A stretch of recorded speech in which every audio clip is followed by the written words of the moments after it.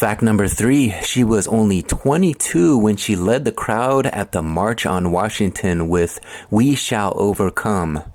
Joan Baez sang about freedom and civil rights everywhere, from the backs of flatbed trucks in Mississippi to the steps of the Lincoln Memorial at Reverend Dr. Martin Luther King's March on Washington in 1963. Fact number 4, Reverend Dr. Martin Luther King Jr. visited her in prison. A 2002 Democracy Now! Interview with Joan Baez revealed that Dr. King visited Baez, who was in prison for blocking the entrance to the Armed Forces Induction Center in Oakland at Santa Rita Prison.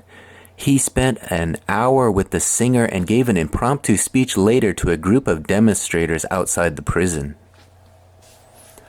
Fact number 5, on top of being the queen of folk music, she was and remains a very serious activist.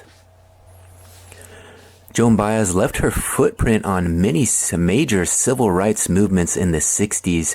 In 1964, she withheld 60% of her income tax from the IRS to protest military spending and participated in the birth of the free speech movement at University of California, Berkeley. A year later, she co-founded the Institute for the Study of Nonviolence near her home in Carmel Valley.